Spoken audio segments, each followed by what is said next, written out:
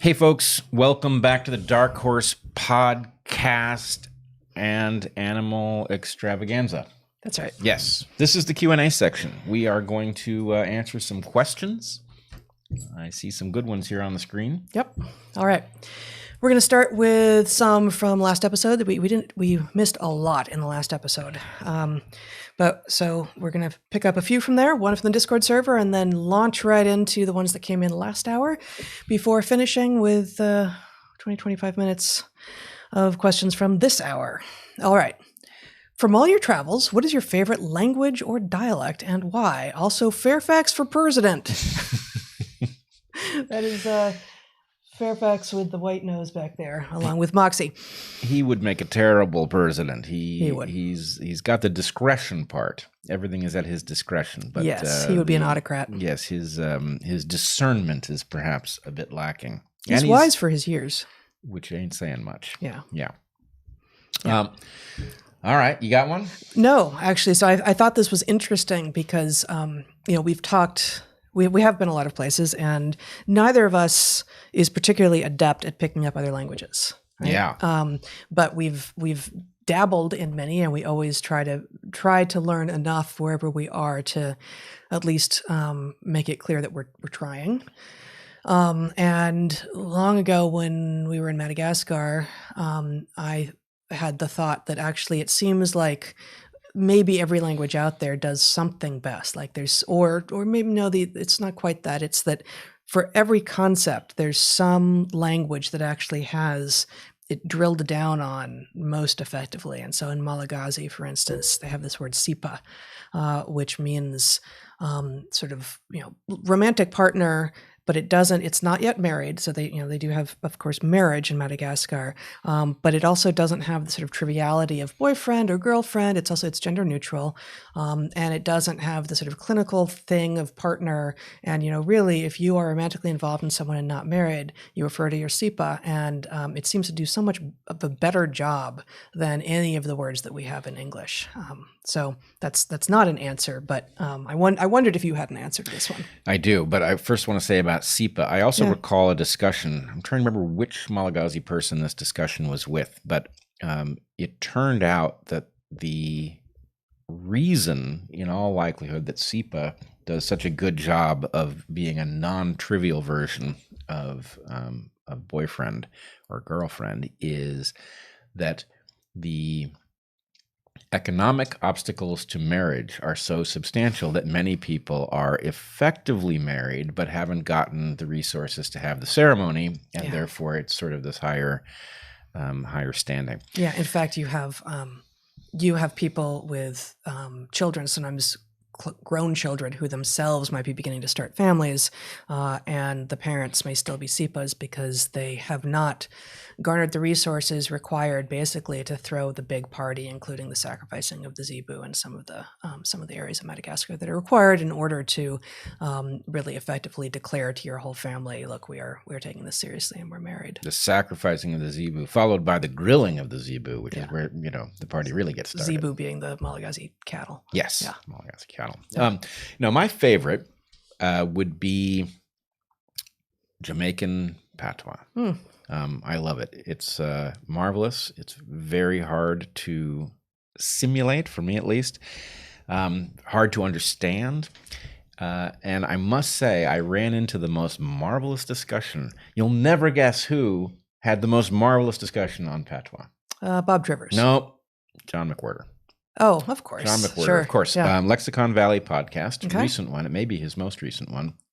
Was on patois. And in fact, the argument he made solved a long-standing paradox for me, which was about why patois from various Caribbean islands are so similar.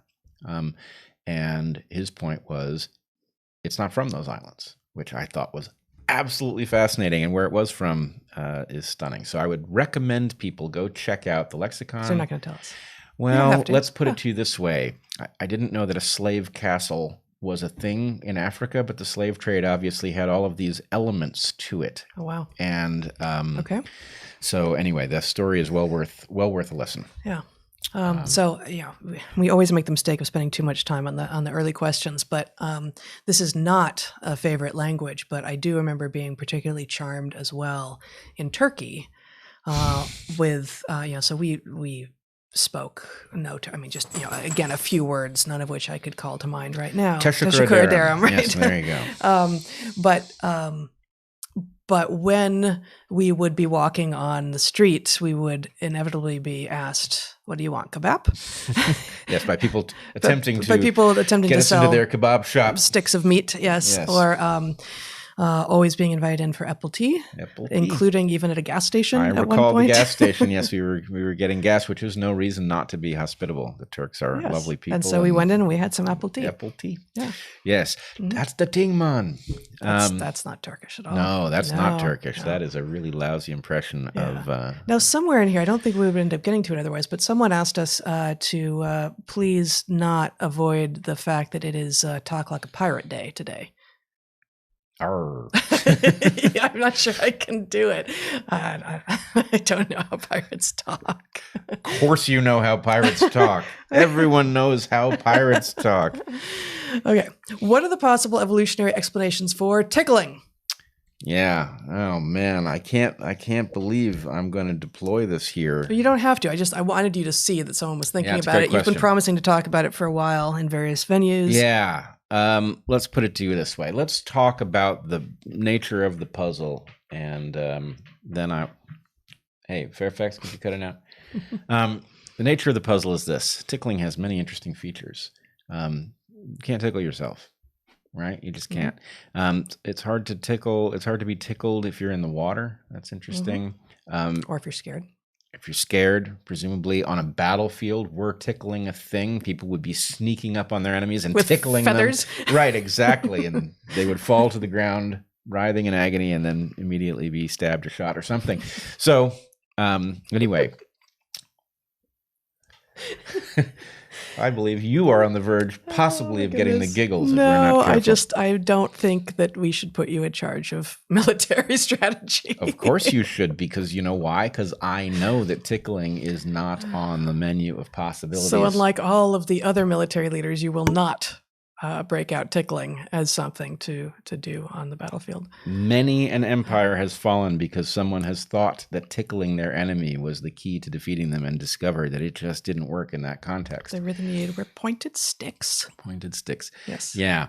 So I tell you what, I'm going to promise to deploy what I think is a marvelous hypothesis. I've had it for many years, and everything I've seen has increased my confidence that it will turn out to be true, but I should deploy it in a proper form rather than deeply buried in a Q&A here. But do notice the pattern. The pattern is enough to tell you what might be going on, in my opinion. Do any other animals, it says animals, mammals, do any other animals tend to find their identity in their color, even though they are the same species like humans with race? And mammals, nothing came to me exactly, although there may well be different coat colors within non-domesticated species. But the example that really sprang to mind was you know where I'm going. I know exactly. You know exactly where I'm going. Yep.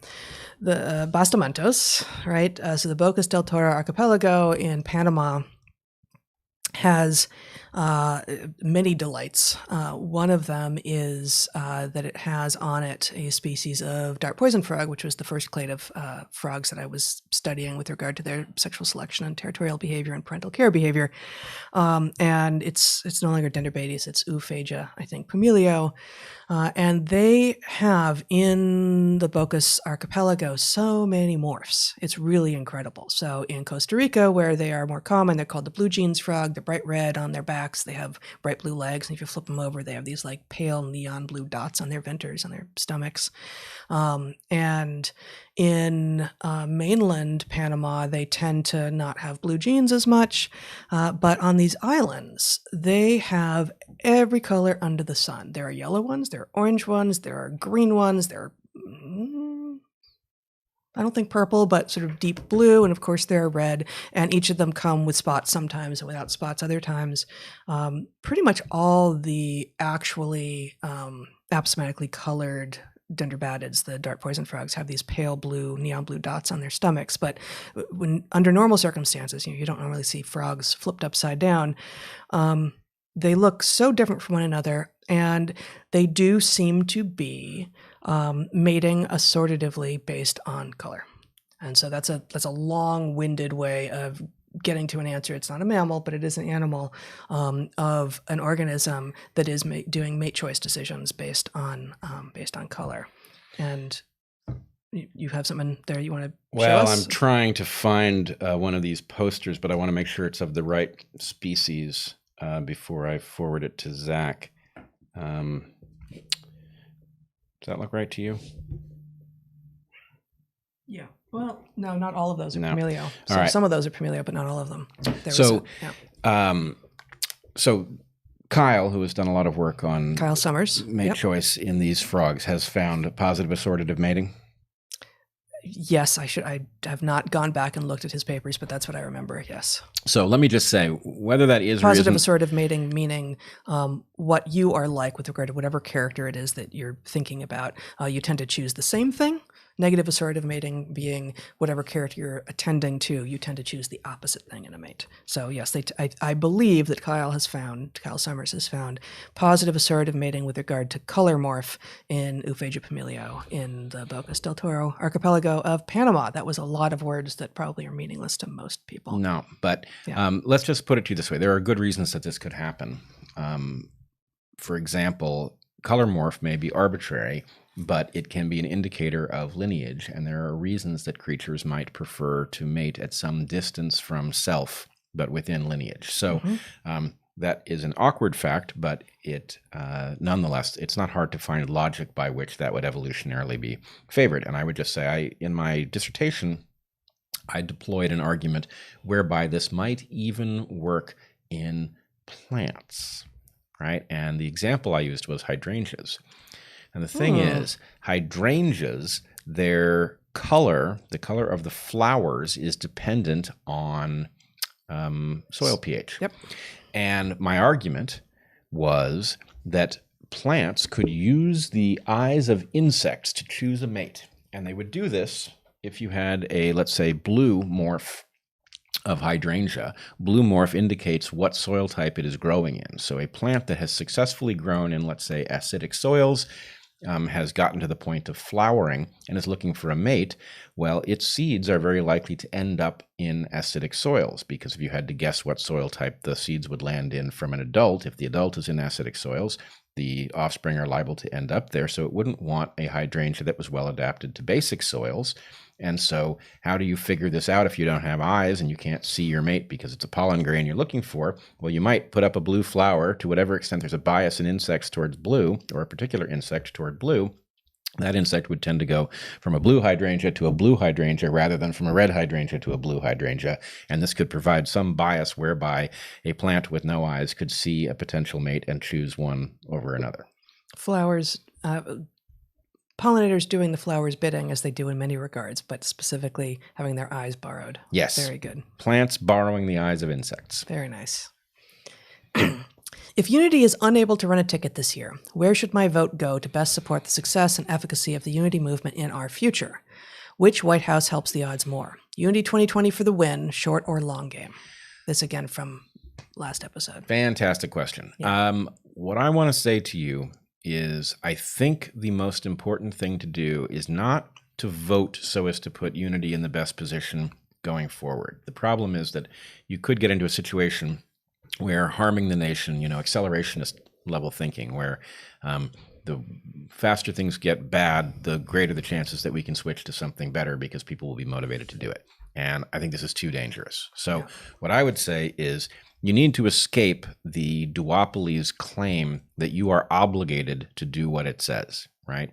You've got Tweedledum on one side and Tweedledummer on the other, and they each want to tell you what you're obligated to do based on the cozy little situation that they've erected. Was that new? Yeah.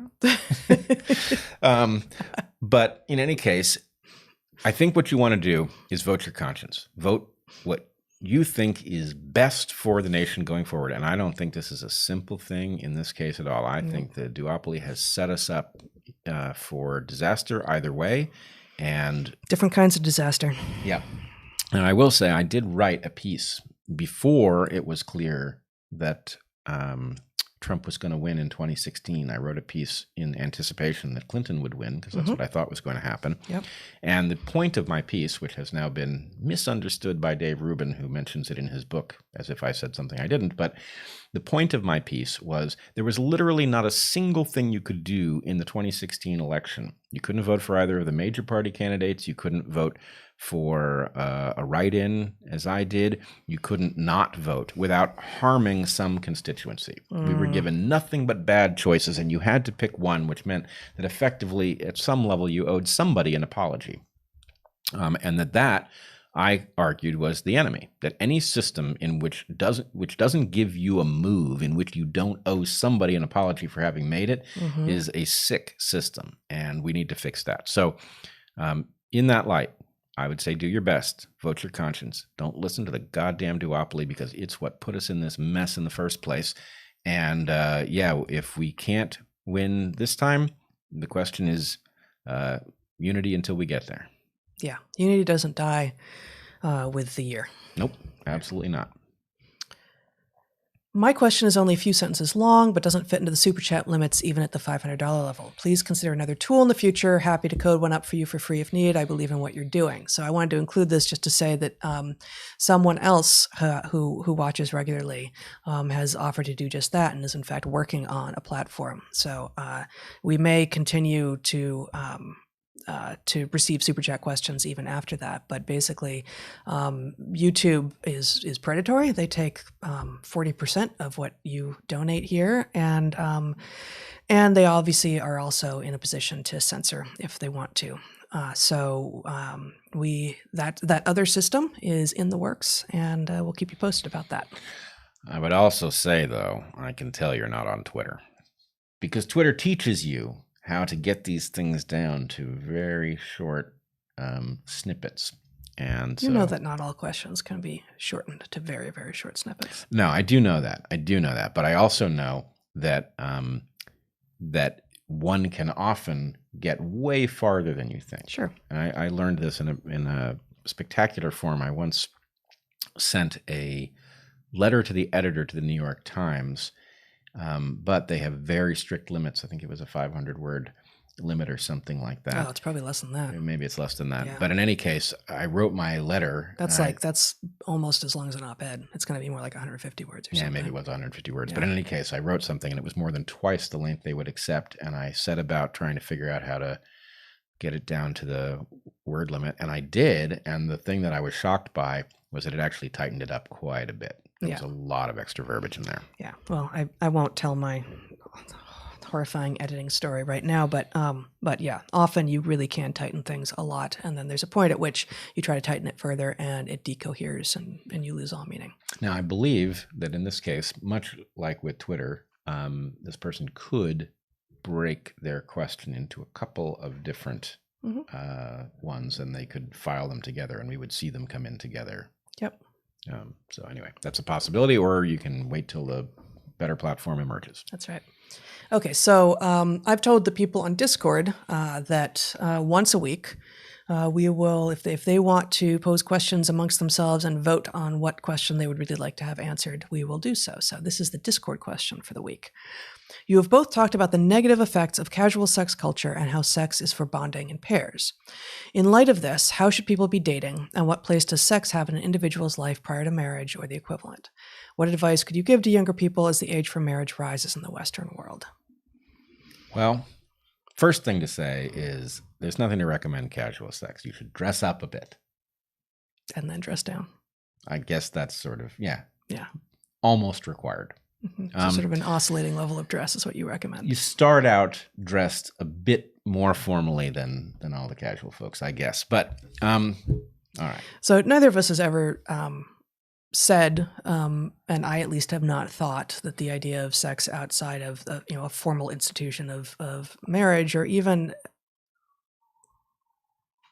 coyotes. I think we got coyotes outside our window. Yeah. All right. Right. Hold on. Hey, Zach. Yeah, why don't you go have Toby make sure that all the cats are inside and lock them down, okay? Yep, yep. All right. That's close, and it's the middle of the day, so. You think it's coyotes? I'm not 100% certain. It could be dogs, but I think it's coyotes. But we definitely have coyotes here. Yep. Okay. What were we talking about? Casual sex. Casual sex yes. and marriage. And maybe that's just coyotes having sex. I don't know. Could be. Hard to say. I don't know what they sound like when they have sex. Sex. What we have spoken against is extremely casual sex and the idea that men at their sort of second worst, so not rape, but seeking the sort of the sow and go strategy, which is what one of your students once called it, right? Is not particularly interesting and certainly not honorable, and women aspiring to do the same thing is neither interesting nor honorable either. No, it's also bad for society. It's bad for society, and it's also just not. It's just the physical. It's just the physical stuff, and so. In engaging in sex with someone with whom you don't imagine that you will be spending your life with can be an absolutely wonderful way to explore your body and your sexuality. But that is different from saying you need to save yourself for marriage, or that go into a bar because you want to pick someone up because you're horny and that you'll never see them again 12 hours later. Both of those extremes can be recognized as extremes without, and leave a lot in the middle to be discussed. Yeah. And I mean, I also just think somehow, I don't know why we're always playing defense on this question. The ethos of the moment is so backwards that it is as if, this sort of, it's another case where the term that's been deployed, sex positivity, is a misnomer. And the fact is, sex positivity takes one view of sex and what its value is and how to get there. But I would just suggest, just as a proof of concept, ask yourself this question. When has sexual liberty been greater? I think the answer is never, at all sorts of levels. The stigma is gone from pornography and masturbation. We have apps to facilitate you meeting people that you'll never see again and going home with them. All sorts of stuff is being normalized. Sex work. How satisfied do people seem?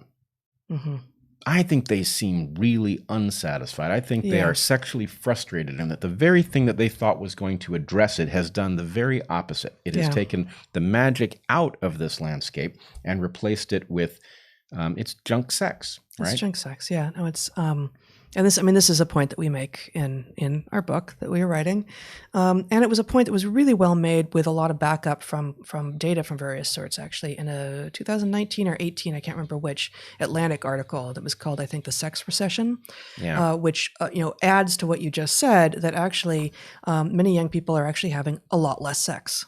Right, that there's obviously a rise in casual sex and one night stands and all of this, but that there's actually a lot.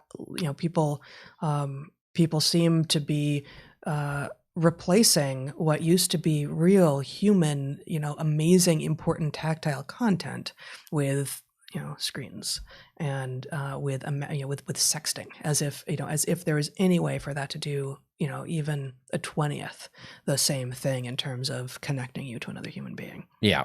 And, people are being synchronized, that the competition in the porn industry to get people's attention has resulted in this move in the direction of extreme stuff, in many cases, insane stuff. Yeah. Dangerous things that, for the most part, women don't want to have anything to do with at all. Epidemiologically ill-advised things. So anyway, it's obviously not working. It's obviously compromised things that do work. And I think the problem is that the term casual sex itself, and the fact that you feel the need to separate an objection to casual sex from the suggestion that sex needs to wait for marriage. What it is divorcing sex from meaningful relationships is a mistake, right? The configurations, I mean, as we pointed out with the point about Malagasy SIPAs, these are people who are bonded and may produce children but aren't married because marriage is difficult to accomplish, right? Yeah. So there's lots of room for stuff. But I would say, as I've said about hallucinogenic drugs, the thing is, it makes sense to seek satisfaction. Sexual satisfaction is awesome, but that is not the same thing as treating it casually, right? The fact that it's very pleasurable does not mean, in fact, the route to it being pleasurable involves one taking it seriously, right? This is the whole message of tantric sex, is that taking it very seriously is a way of elevating pleasure. And so the junkification of everything, of friendship, of sex, of the whole landscape is not serving anybody. So in terms of advice, my advice would be figure out who also aspires to something better and opt out of the consensus together. That's what I would suggest. All right. Next question. The next one refers to the fact that it is Rosh Hashanah today, the Jewish New Year. Shana Tova and Shabbat Shalom. Thank you all for your service towards unity. To me, unity is more than president and vice president. It's people engaging each other with civility, regardless of personal beliefs. If Unity 2020 fails, we need to amplify voices like Chloe Valdery and John Wood Jr. Amen. Absolutely. Absolutely. That's absolutely the case. Yeah. And Shana Tova to you as well. Is that how it's pronounced? I got Shabbat Shalom right, but is yes, it you did. Shana Tova? I believe so. All right. I butchered it then. But yes, unity is a posture towards your fellow man before it is anything political or particular to a given race. That's right. Do you think men have a wired-in instinct to protect women? Would this instinct have a negative effect on the effectiveness of a mixed-sex military unit in a combat situation? We tend to not use the word instinct for a variety of mostly not very interesting semantic reasons, but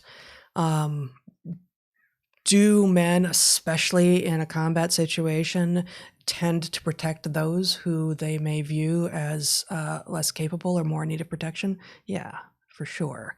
And I'm not sure. To me, that is not the main reason to be perhaps concerned about a mixed-sex combat unit. It's more about the potential for sort of distraction and jealousy and sexual competition. Yeah, perverse incentives inside the thing. Yeah, but this is a possibility too. Well, I have hypothesized elsewhere that this is why ships are female. Like ships are called female names, given female names. Mm-hmm.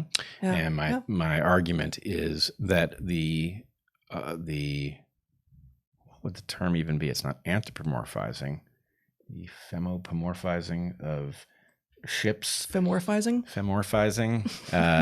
is a mechanism to trigger men's built-in tendency to want to protect women, especially women on whom they are dependent, and that basically ships that have a female place in the mind tend to survive better than ships that don't. That's the argument, that we would evolve to view them in this way because it does give them the kind of protection that results in the people on those ships making it to shore. Yeah, great prediction.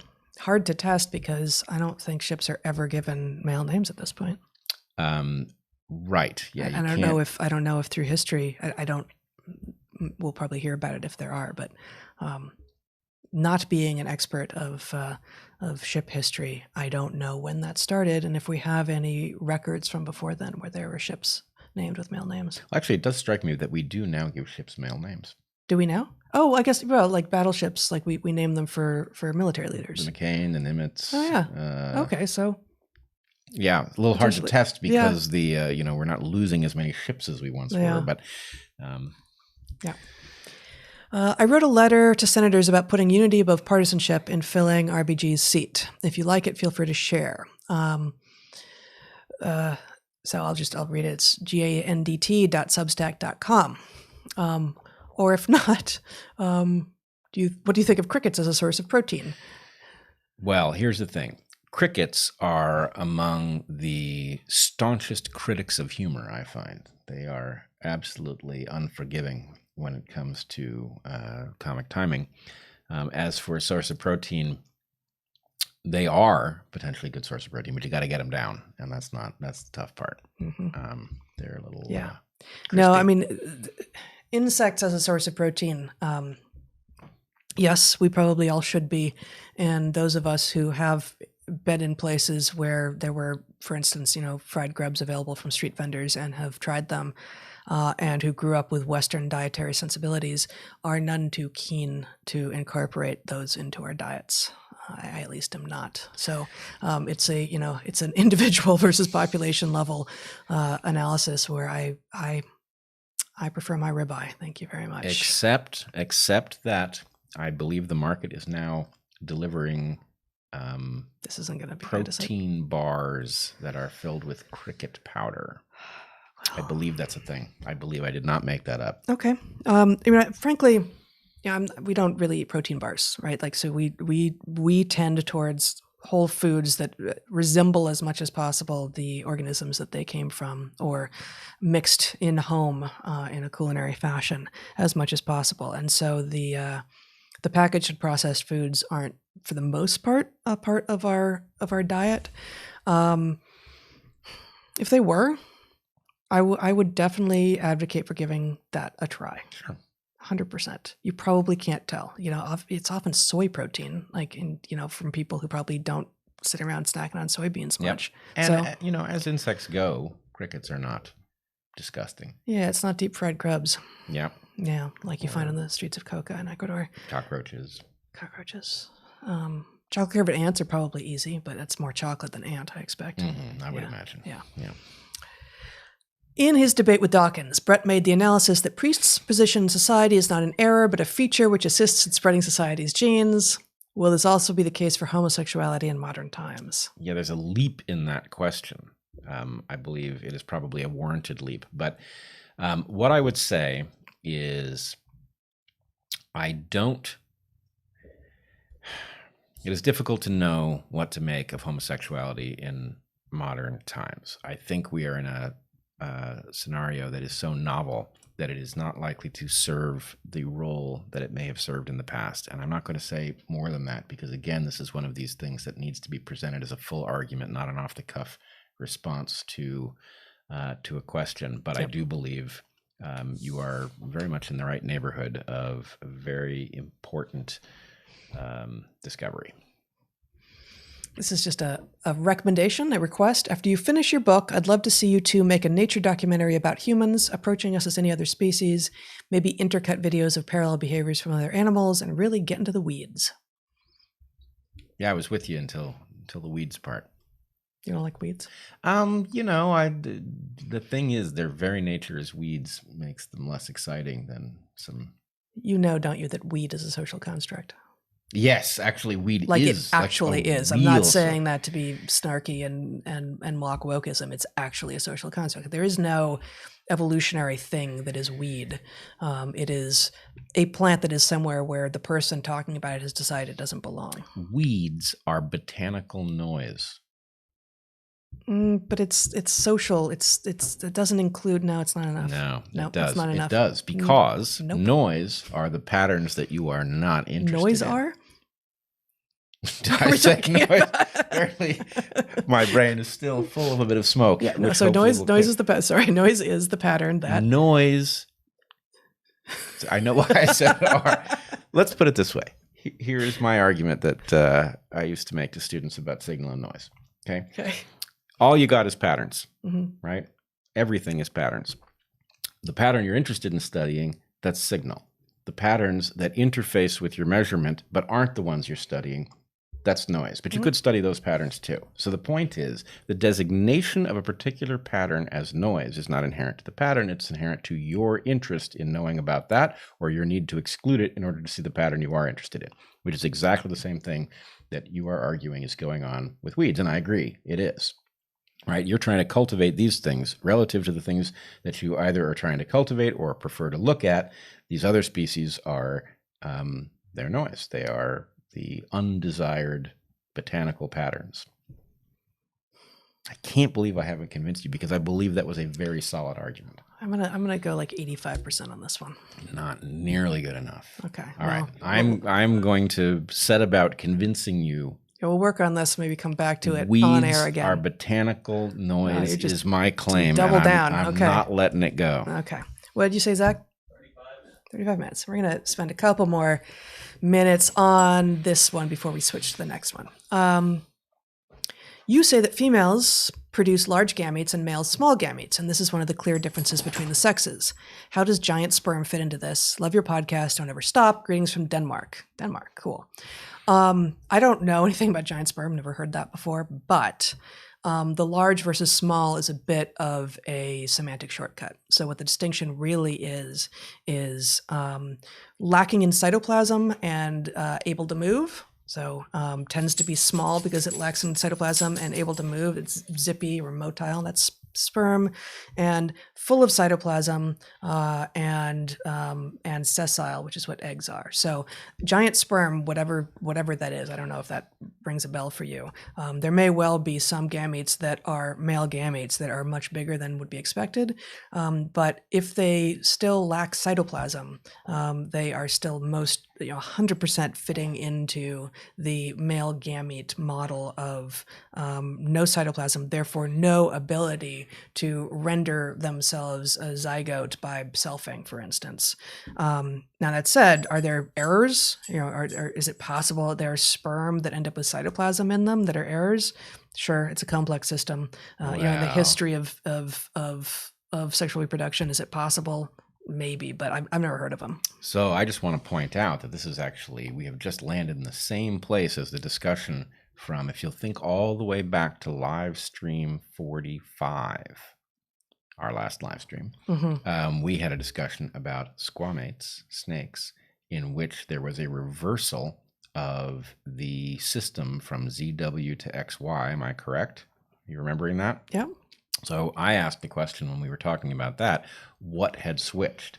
Did you have a consistent line of male and female that had switched its chromosomal mechanism? And I said probably not, because it almost certainly evolved separately from a environmental sex determination system rather than moving from one chromosomal sex determination to another. So the question is, if it had a reversal, in other words, if you had a system not like you're describing, where you had chromosomal sex determination and it flipped from CW to XY, that is to say, whether males or females are the heterogametic sex, then you would have had to have a shift in what style of gamete was produced, because as you have been pointing out for months and months and months and months on these podcasts, the motility of gametes is the consistent diagnostic character. Motility and presence or absence of cytoplasm. Those are the two things. Those are the two characteristics. So I don't like presence or absence of cytoplasm because it's obviously continuum. But so I don't disagree that we see a discrete difference in. Well, and eggs can move a little bit. I mean, neither of these are perfect binaries. Motile versus not, cytoplasm versus not. They're not perfect binaries, whereas male versus female pretty much is. Right. But I guess my point would be you can do a relative calculation of size and motility inside of any species. And a reversal might well involve something like sperm that are suddenly disproportionately large. You can imagine a small error in the developmental process of sperm that caused that and allowed a flip. I'm willing to say that would be possible if it were possible that you would have a switch in the type of chromosomal sex determination system. I don't think that thing has ever happened. I don't think that we have any evidence that the basal state of having environmental sex determination hasn't produced separately all of the examples of genetic sex determination that we have. That is to say, even so, the example from last live stream was we've got this parthenogenetic python, and it turns out that in boids, which includes both the boas and pythons, there's two apparently different evolutions of the. It's going to be they have the XY system. I can't remember which it is. Yeah, I think that I I can't remember which most snakes have. I think most snakes have the ZW system, and boids 2 different times have evolved an XY system. And it is not imagined that one of those systems evolved from the other, but rather that all 3 of them evolved from the basal state of having environmental sex determination. So I agree with you on the likelihood of these things evolving. I don't know why you would imagine that you never get a reversal. I mean, for one thing, these in plants, chromosomal reorganizations are common, like triploides and... Plants are weird. No, they're not. Well, the whole non-segregated germline thing makes it a different kind of analysis. They're different, but none of it's weird. You got plants. It's all weird. Okay, it's all weird. But my point would be, major chromosomal reorganizations are commonplace in plants for reasons we get. Yep. In animals, they're tougher, but we see evidence of lots of reorganizations, and we don't know how they happened. So my point is, you've got some big hidden landscape of major chromosomal changes that were not catastrophic. It might end up, I mean, we're really in the weeds for most people here, but I wonder if it might not accompany changes in ploidy. So we are diploid. We've got 20 humans have 23 chromosomes. Each egg or sperm is just 23, but every other cell of your body has 46. That's 23 is the haploid number, 46 is the diploid number. I believe that chimps, they're one off. 22 and 44. I don't think it's the other direction, but they're one off of us. Yep. Whereas frogs, for instance, have just an incredible rate of polyploidy, of just like doublings, triplings, octuplings of their ploidy numbers.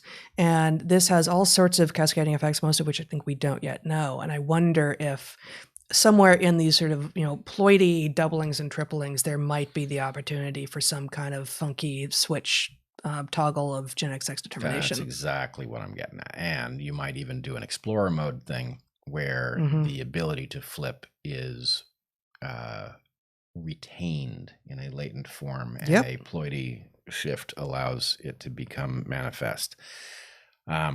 This does remind me, there were a couple of corrections I wanted to make, and I should have done them on the main live stream. Oh, yeah. One, former student of mine, Desi Rose, contacted me and said that there had been parthenogenesis in turkeys, she thought. And I looked into this a little bit, and it turns out, so you and I have looked at this separately. What I got to was that we see evidence of embryos that are produced this way, but nothing... Doesn't go viable. Yeah. Chickens, and I wanted to talk about it too on the main live stream, and then Ruth Bader Ginsburg up and died, and it sort of threw everything into chaos. But the little bit that I looked into suggests that yes, some domesticated fowl, and there may be some example from a pigeon as well, which obviously isn't usually domesticated, although sometimes are. They're in effect. Yeah, right. So it seems that the ability to produce eggs absent any males has been noted in many cases in chickens and turkeys, but that maybe never, or if ever, extraordinarily rarely do those eggs end up being viable enough to hatch. Yeah. So there is embryo, but that parthenogenetic embryo therein doesn't seem to be viable. Right. My prediction would be, it's conspicuous that it's domesticated and human-associated birds that show this pattern. Yeah. But B, I would suggest that means that if we look long and hard enough in nature and zoo animals, eventually we're going to find this. We're going to see it. Okay, that's one correction.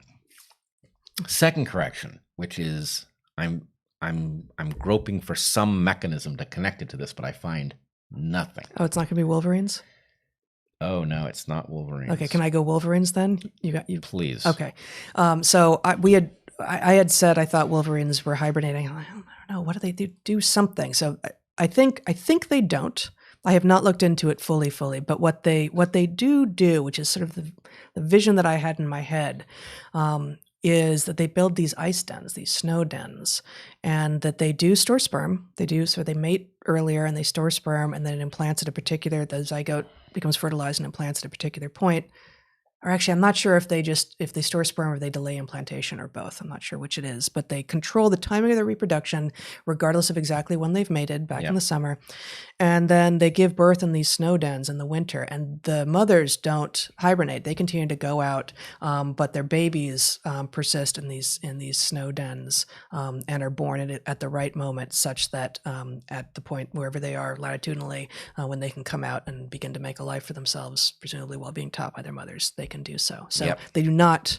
I had said I thought they hibernated, and I don't think they do. No, instead it is these structures built at the fringes of the habitat, making them edgeward snow dens. Wow. Okay. All right. Yeah. Yeah. You know.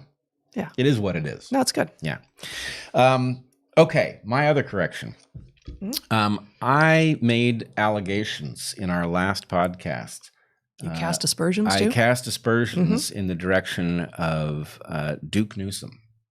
Who it turns out does not exist because his actual name is Hawk Newsom. So I must apologize to you, Hawk. I blew it.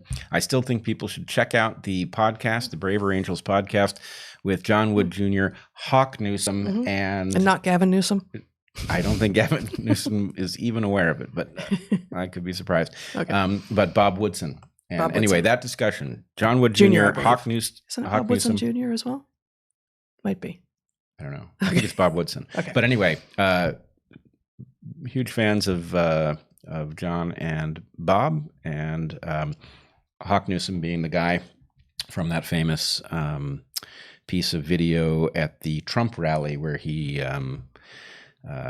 was very generous and reached across the aisle. Okay.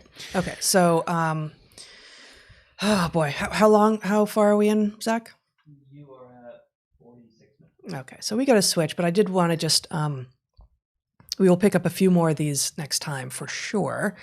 I did want to read this one. This was just fun. Imagine it takes 60 minutes for a virus that doubles every minute to fill a jar. What percentage of the jar will be full at 5 minutes to the hour?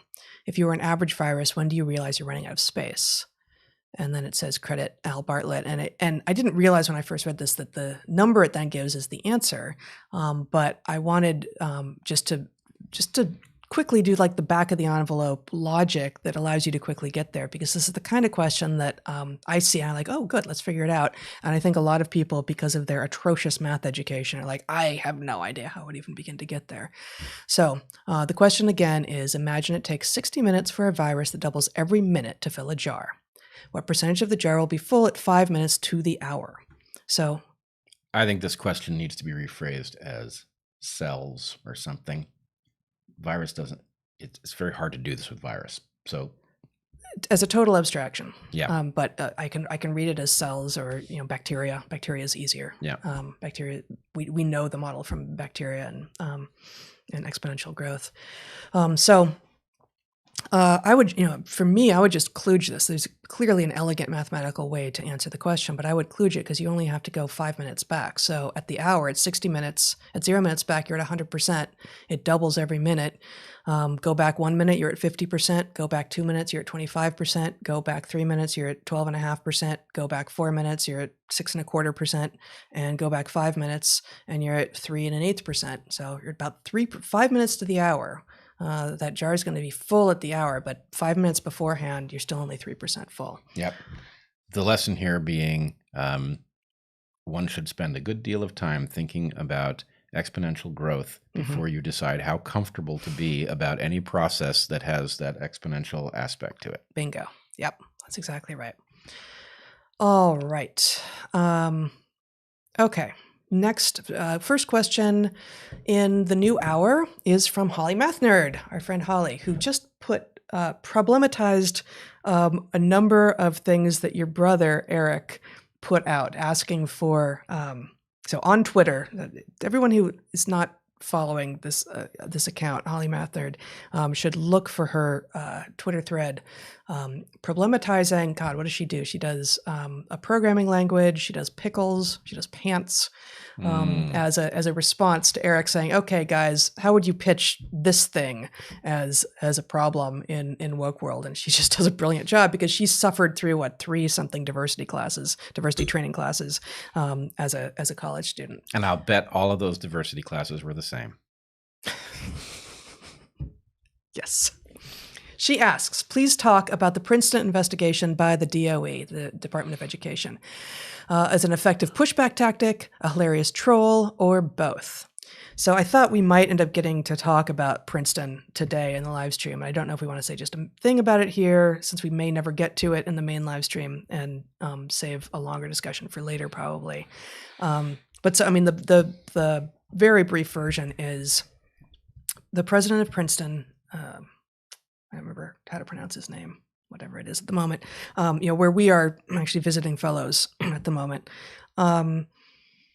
In response to the claims of the intersectionalists and the postmodernists and the woke and all these, the critical race theorists, that there is racism everywhere and they can't escape it, acceded to their claims and said, yes, Princeton is and has long been a source of systemic racism, and we apologize, yada, yada, yada. I'm not quoting him directly, of course. To which almost immediately, like within 24 hours, the Department of Education wrote Princeton a stern letter saying that if in fact it was a font of systemic racism, that was in blatant violation of several laws in the country, and they really needed to get their act together or else the federal government was going to come get them. And obviously this is all a little bit of a caricature, and I'm not reading from anything, but effective pushback tactic or hilarious troll, or both?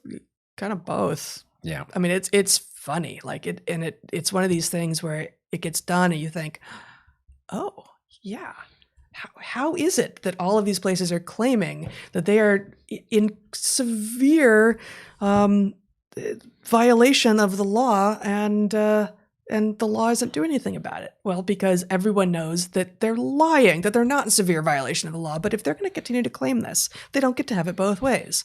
Either you admit that you aren't actually engaging in systemic racism at the level that these loons that you're letting run the institution are telling you are, or you accept that the effect of your actions, of your claims, are that, well, then there's going to be an investigation.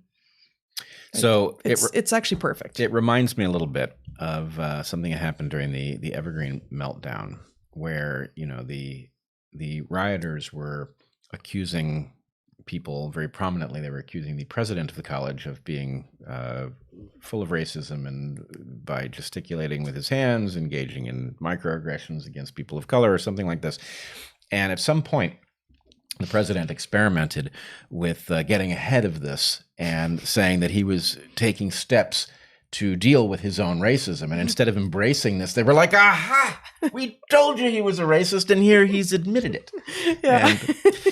And, yeah. So why think you can beat these people at their own game? How about point out that their game is dumb? Well, their game is heads I win, tails you lose. Right. Therefore, anybody who thinks they're going to win is it's not just unfair. It's also just insane and dim. And hello, this one is neither insane nor dim. No. All right. Jordan Peterson discussed with Jonathan Haidt. Yeah, Jonathan Haidt, I know. Jordan Peterson discussed with Jonathan Haidt a study in PLOS One called Pathogens and Politics that claims pathogen prevalence predicts authoritarian attitudes. Have you heard of this? Do you have thoughts? So just for those not in academia or in science academia, PLOS One is an open source, peer-reviewed scientific journal that's quite good. I don't know. I haven't heard of this before. A discussion, probably if it's a discussion between Jordan Peterson and Jonathan Haidt, this is from a while ago, since Jordan hasn't been public for a little while at this point, called Pathogens and Politics, that claims that pathogen prevalence predicts authoritarian attitudes. That's interesting. And, it calls to mind, of course, the disgust stuff? No. Why can't I think of the parasite and sexual selection work Hamilton's that you were working on with turtles and lizards? The idea of looking for correlates of pathogenicity in other social spheres. But females are evaluating males for evidence that they are free of pathogens in species where basically the males are only delivering gametes, and therefore the females would be doing this in the hopes of getting immune systems that are either particularly effective or particularly well targeted to the pathogens in the current environment. I should say, I think that hypothesis has some merit to it, but it is not the overarching explanation for these Lex species. Yeah. But anyway. So do you know about this conversation with Haidt and Peterson? I don't. Yeah. It sounds fascinating, but I can't say more than that. Follow up. So this is a follow up to Echo's last question, a question from last time, which was about the one that we couldn't quite parse around immigrants marrying, immigrants coming in and marrying people of the dominant culture, and what the sex, not ratio, but the sex representation would be. We don't even have the language to speak about this. So she says, follow up. Most Eurasian, Euro-African, and Euro-Caribbean people I know who were born in 1970s, 1980s have European moms. Some born later have European dads. Also, mixed couples get more disdainful looks when the man is European. Do you see a pattern? Is it specific to Europe? Thank you. So Echo's in Europe. And that's an interesting observation. And I haven't seen it myself. I haven't noticed this. In fact, yeah, I would predict it the other way, actually. So I'm very curious about what the actual pattern is. I don't want to explain something that may or may not be a pattern. Right. And I would also want to know if it was local to some group of immigrants or if it was general. But surely that data exists somewhere. Yeah. Is that all? Yep. Okay. Heather, you said what we can't do is have discretion held within particular demographics. Surely you see the issue with giving children full autonomy. Can you be certain this should not extend to any other demographic? So obviously children is different. And some people now are arguing that they're not, and that's not correct. Well, anybody who is not in a position to make good decisions. Right, but then discretion. All of these have slippery slopes somewhere along the way, right? So, is not in a position to make good decisions. What about people who were deemed not smart enough to be able to have children and therefore had their reproductive rights taken away from them when they were not able to make a decision on their own? There's a long history of a racial bias in that in the early part of the 20th century and I think the 19th century in the U.S. and even I think among just lower class white people in the U.S. So, well, but I'm not sure why we end up inheriting responsibility for I'm just saying bad policy of the past. Is there room for policy? Does society have a right to exert discretion over the reproduction of people who do not have the capacity to take care of offspring because they are mentally compromised, right? I believe it is, I would argue, obvious that society has some right to navigate that question. Mm-hmm. I don't want responsibility for, navigating on the fly exactly where the line needs to be drawn. I have no idea. But right. Yeah. But I don't want to grant that because there have been abuses of this discretion in the past, that discretion is suspect, because it's clearly not. Yeah.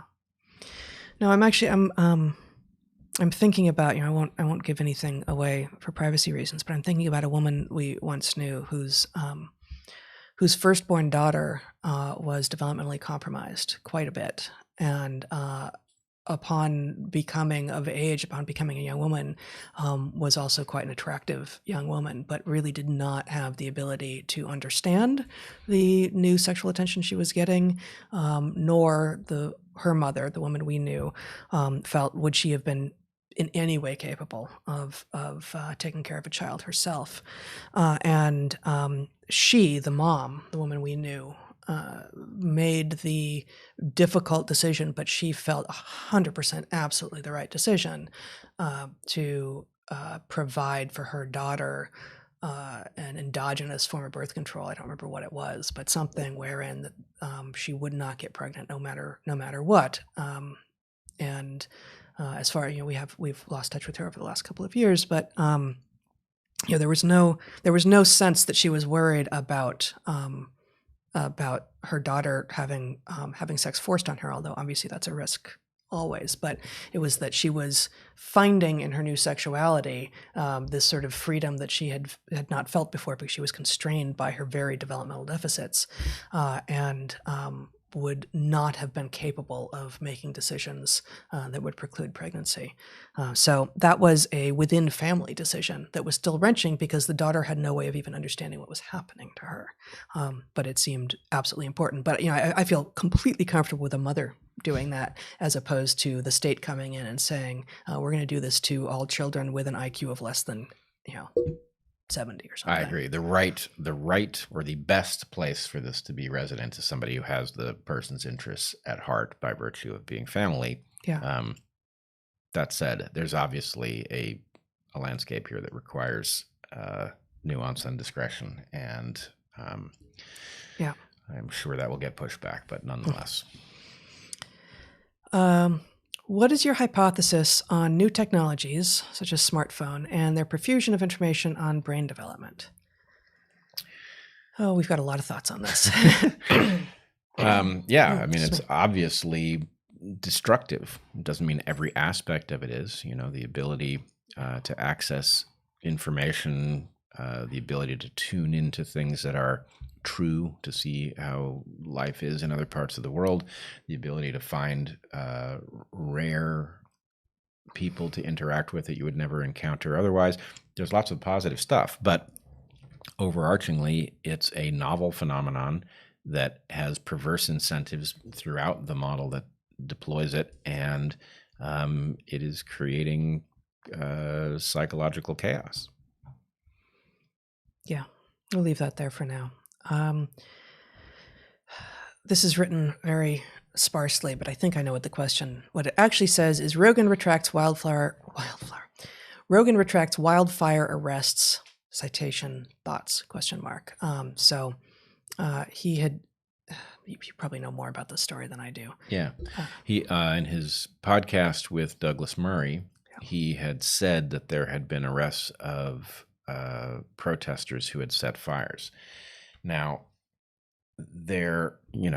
I believe that what actually happened is ambiguous. There is at least one instance of a fire that was quickly put out by civilians, I think, that was started by fireworks in the context of, or at least plausibly linked to protesters. But let's just say that what we were complaining about on our last live stream was that we don't have a trustworthy mechanism for determining whether or not, certainly the pattern that you revealed of the smoke being right up and down the 5 suggests some sort of anthropogenic process. Let me just say, incidentally, with regard to that, 2 things. Upon looking at that again, so this, again, is something we talked about in episode 45, and I showed these fires all starting on September 8th, just in this line, this north-south line in Oregon and up into Washington. I think that was farther east than the 5, but the fact that it was a line makes it look anthropogenic, very much so. That said, and actually I got a question, I think, over email that caused me to remind me that, of course, one of the other anthropogenic but not intentionally nasty sources of fire is power lines. And in fact, in some places where the winds were picking up, preemptively the power grids got shut down so that there wouldn't be fires started. So that might have been along another road. I think it was not actually the 5, but it might have been along another road, which probably would make more sense anyway, because the 5's by far the biggest interstate, the busiest one. But it might also have been that high wind event and a bunch of power lines banging together, doing whatever it is that they do in wind that causes sparks and causes fires. Sure. There's also elevational stuff. So to the extent that you have a line, every so often if you fly into the Pacific Northwest, you notice that you have volcanoes sticking up in a line in the Cascades. And that obviously impacts weather. And you could have a phenomenon where lightning was accompanying some weather system passing through that. That's interesting. Elevational change. I don't think a that happened, non-anthropogenic reason for a line. Okay, right. yeah. But anyway, so I don't think we know how these fires started in many cases. In a few cases we do, though. We do know in a few cases. Mm-hmm. We do know, I don't know that it has anything to do with the protest, but there's very conspicuous stuff surrounding the fire down in Medford, Southern Oregon. Yep. So anyway, Rogan clearly got it wrong. He followed some wrong information that suggested that we knew more than we actually know, and he did the right thing, which is he retracted it. He put up an Instagram post, which I tweeted. I said, this is what an honorable person does when they discover that they've made an important mistake. And so anyway, I thought it was a good model. But, people, of course, are going to take it to be evidence of, some problem with Rogan. On the other hand, no, it's evidence of, it's evidence quite to the contrary. Right. In fact, he's a fundamentally decent guy, and he puts out so many hours of content across so many different topics that it's surprising how rarely he needs to do something like this. Right. So anyway. Very much so. Yeah. I'll Fight You Naked says, I'm not a Trumpkin, but I'm not a Trumpkin, but peace between Israel and UAE, Israel and Bahrain, Saudis possibly joining soon, 5,000 troop drawdown, Serbia-Kosovo peace deal. Wow. Yeah, that was all the question, and I agree. Dude is doing some good work, and I didn't see that coming. Yep, I agree, and it very much complicates the argument that everything Trump does is bad, and he yes, it does. rather yes. Ever felt hour and 5 minutes? Okay, we're gonna get a couple more in here. Have you ever felt that you were going to be forced to violence? How often is it the only option? Realistically, could you if you had to, practically or morally? That's a lot of questions. Yeah. Well, you got your answer? No, I don't have a answer. I might respond and riff with you, or I might let you answer, and then I'll come back to it another time. Maybe. I think there's a high likelihood that this comes to sort of widespread violence, and I'm desperate to avoid that outcome. I don't know. There's a question. So this question is about an individual. This is not about the societal level stuff. This is about you or me as individuals being felt that we were forced to violence. You can answer the society level question, but even in rereading it, I still think the answer is the same. Okay. Forced to violence by what? By an individual? That could happen. By a larger force? That could and may well happen.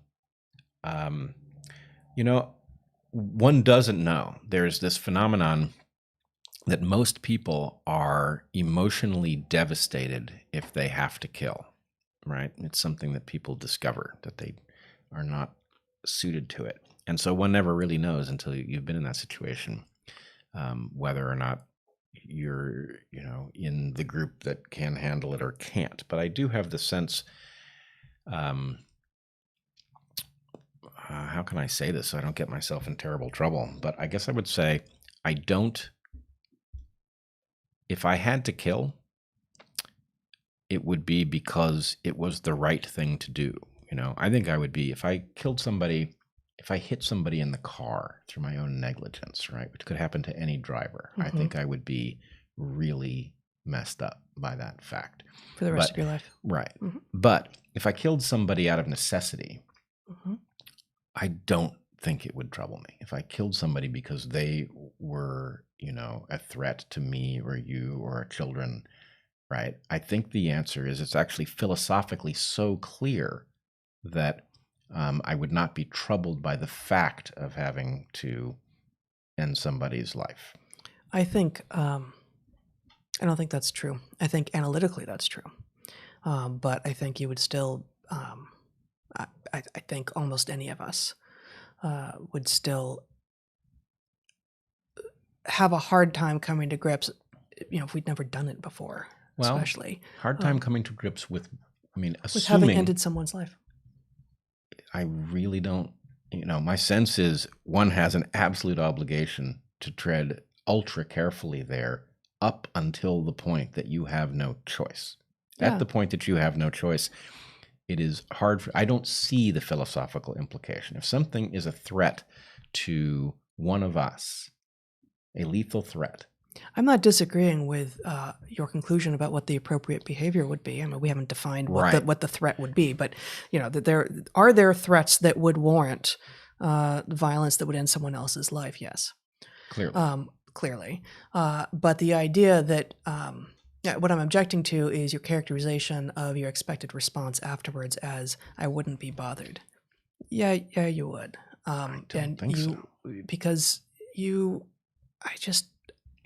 some people wouldn't, and you would not be plagued with should I have or shouldn't I have if it had been clear. And of course, part of what these conversations often are is that there's gray area. Was it clear? Was it not? But if it was clear, and especially if there was a witness who could say to you, yes, that was clear, you needed to do that 100%, then there wouldn't be any gray area around should I or shouldn't I have. But even with no gray area, I needed to, I did it, it's done. Still, there's a before and after in your life. I've killed someone, I haven't killed someone. I'm not saying it doesn't have an effect. I'm saying it doesn't have an effect, and I wouldn't be bothered. Don't strike me as having total overlap. Well, for one thing, this is a question in advance of it ever happening. It's not a question in the aftermath of it. So, of course, that's a transition right there. So I'm not arguing it doesn't have an implication. But my sense is, first of all, I spend a lot of time thinking about the fact that I aim to change the way civilization functions because I think we're in a tremendous amount of danger. Mm-hmm. That results in the following realization. If you change things, you run the risk of making them worse. You run the risk that there will be downstream consequences that do include people's death, right? Yeah. So that has to be something that you reconcile yourself to, and all I can say is I am being as careful as I possibly can to decrease the chances, but that the situation we are in, we are living unsustainably in a system with rules that are inadequate to protect us from processes that are already alive, well, and putting us in jeopardy. Mm-hmm. So I don't see the difference, for one thing, between you pulling a trigger out of necessity because somebody is a threat to you or your family and doing this in the abstract. In fact, I think people, to the extent that people see a distinction, they are actually miscalculating, right? Mm. People's death is a result of policy constantly, mm-hmm. right? And to the extent that they don't treat it seriously because they don't actually get confronted with the names of individuals who no longer live because of some decision they made, mm-hmm. they are profiting from a distortion. And so anyway, yeah, I hope we don't find out, but I actually do think if the answer is, it doesn't even have to be 100% certain. The point is, from where I stood, was this necessary? Given the information I had, I think, frankly, that's sufficient. Now, if it turned out somehow to be an error, maybe that would be wildly... Well, I mean, of course that would change things, but I think that you are imagining a fully analytical response that doesn't include an emotional response. No, I'm imagining that the analytics actually have an implication for the emotional stuff, as they must. Of course they do. I don't. I'll put something in the chat, which I think is actually a valuable contribution to this. Okay. So they say that it is. I'm just going to go back and yes, they say when you kill, odds are you will have anger towards the person you killed because they put you in that position. Yeah. So I don't know if people can hear what Zach just read from the chat. When you kill, you tend to have anger towards the person that you killed for putting you in that position. I think that's right. Okay, let's do two more.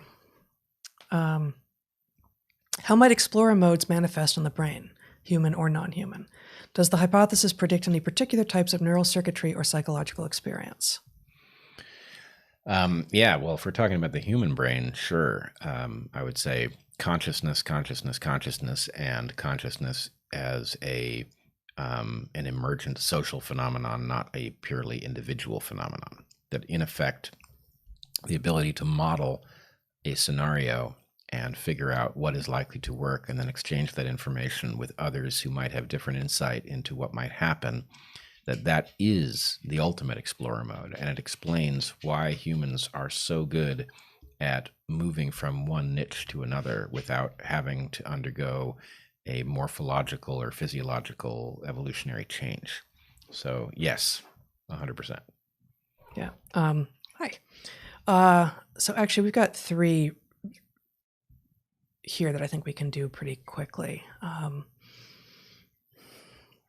don't like the abortion question. I prefer the discussion as to why in our day and age so many people get pregnant who don't want a child.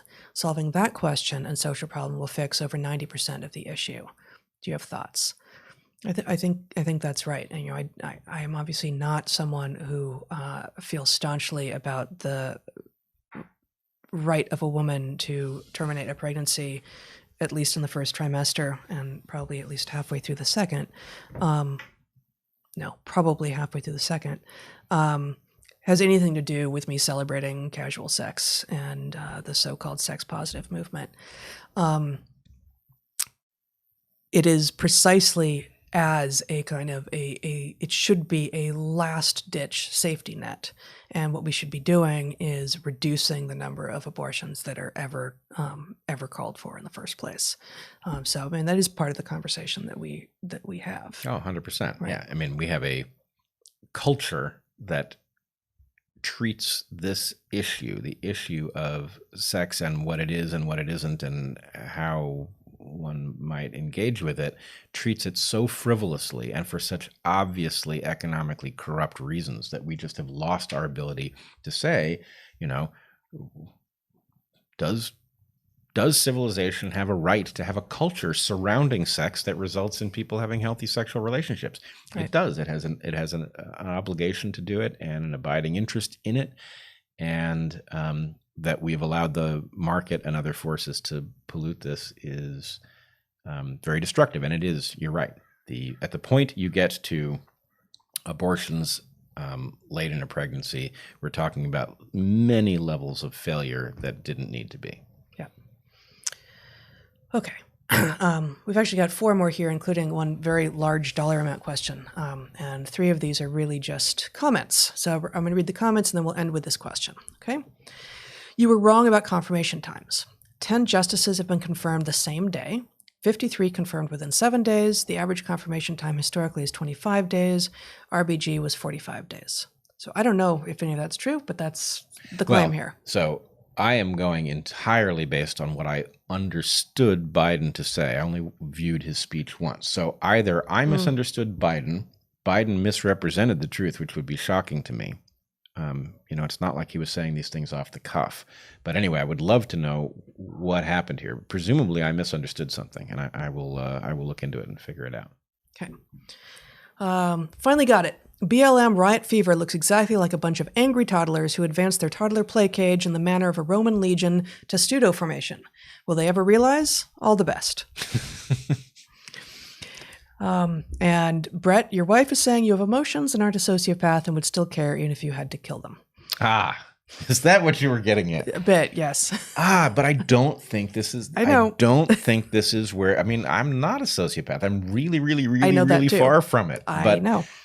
But I mean, I would ask you and this person and all those who agree with you to think about the question of the circuitry that you have to contemplate meaningful change in the way human beings conduct their affairs, right? You are signing up for this level of responsibility, which doesn't mean I don't take it very, very seriously, but it does mean that I'm not going to allow that the emotional circuitry of causing harm has already been engaged. And maybe what I'm arguing is that if you engage that circuitry, that however you end up is the result of the process that one would go through if you killed somebody and it was the first time you ever felt that responsibility.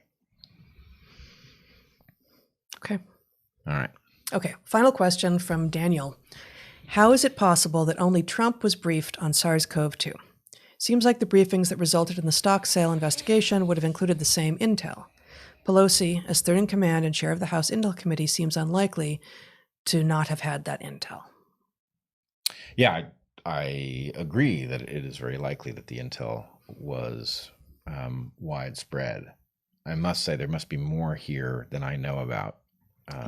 Yeah, so this person contributed quite a bit to say this, and I think the subtext is why are we, as many others are,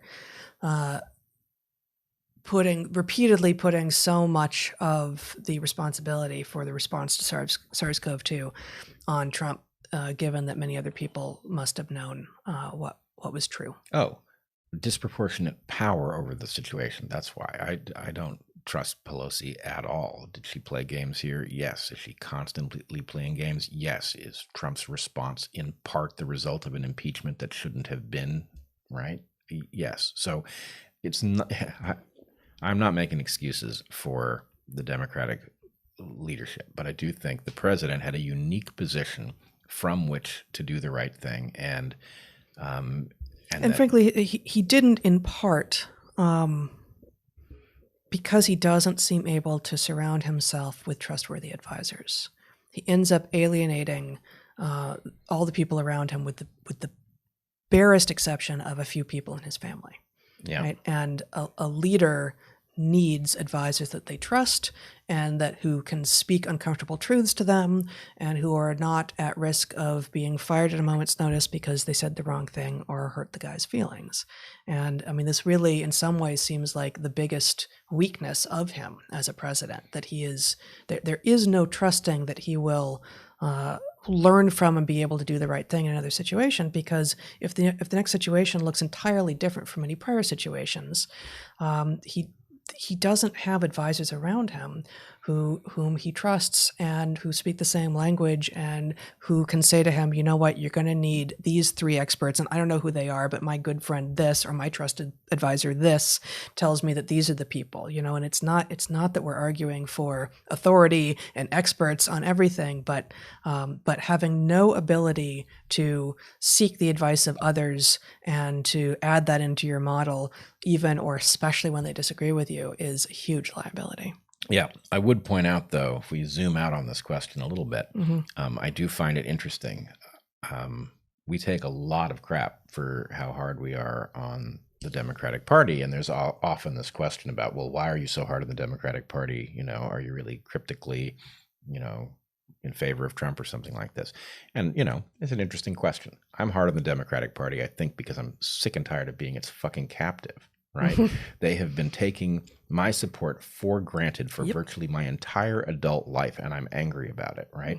The Republicans were hostile to me, but that was their role, right? They were in opposition to what my values told me was right. Now, less so than they once were in many ways, right? The Republican Party has become more hospitable to many of the rights that I hold dear and all. But in any case, I do think the fact that some people see us as holding Trump uniquely responsible, and other people want to convict us of letting Trump off the hook and holding the Democrats responsible, is evidence that actually we're doing what we're supposed to be doing, which is analyzing these things and trying to apportion blame as it fits. And, try it. You'll find out what happens. You'll be in the same spot. Yep. All right. Well, believe it or not, we will return to some of the questions that we missed from the first super chat from today, but we actually got through, I think, all of them from this hour. So that's a first, I believe. We may be back before Saturday. I'm not sure. If so, it's probably going to be Wednesday, not Tuesday. If you join my Patreon within the next 44 hours at the $11 up level, you have a chance of writing a question that we might answer in our next private Q&A. I'm pretty sure Wednesday wouldn't work at all, so I would be careful about saying that. All right. Apparently Wednesday has been canceled. all Wednesdays or just this Wednesday? I think it's just this upcoming Wednesday. We will go straight from Tuesday to Thursday somehow. That as is yet to be described. That's going to mess some shit up. Yeah. Well, not worse than it is. That's I probably think it's true. actually perfectly in keeping. Okay. Fair enough. What else? Let's see. Either our Patreons for the Discord server, Find Our Clips channel. Bret will be having his once monthly conversations at the beginning of the month for Patreon supporters of his at the higher levels. We will be back at some point at the latest next week, same time, same place, maybe before then. Hell yeah. Hang in there. We're going to make it through together somehow. There it is. All right. Be well, everyone.